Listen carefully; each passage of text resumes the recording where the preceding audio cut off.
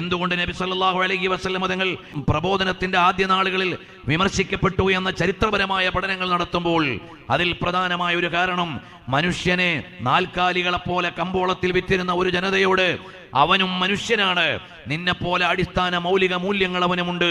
എന്ന് വിളിച്ചു പറഞ്ഞതിന്റെ പേരിലായിരുന്നു. ഇതുപോലെ സ്ത്രീകളെ ദുരുപയോഗം ചെയ്യുന്ന ഒരു ജനതയിൽ ഒരു ഭാഗത്ത് ജന്മനാ അവർ അപശബ്ദരാണെന്ന് പറഞ്ഞുകൊണ്ട് കുഴിച്ചു മൂടുകയാണ്, മറുഭാഗത്ത് അവർ ഭോഗവസ്തുക്കളായി മാത്രം അവതരിപ്പിക്കപ്പെടുകയാണ്.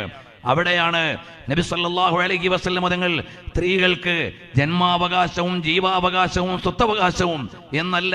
ഏറ്റവും ആദരിക്കപ്പെടുന്നവരാണെന്ന അവരുടെ മാതൃത്വത്തിന്റെയും സാഹോദര്യത്തിന്റെയും അതുപോലെ ഇണയായി ജീവിക്കുന്നതിന്റെ മൂല്യവും എല്ലാം പഠിപ്പിച്ചു കൊടുത്തപ്പോൾ അധാർമികതയുടെ അരങ്ങുകളിലേക്ക് ചെന്ന് ധാർമ്മികതയുടെ വെളിച്ചം അടയാളപ്പെടുത്തി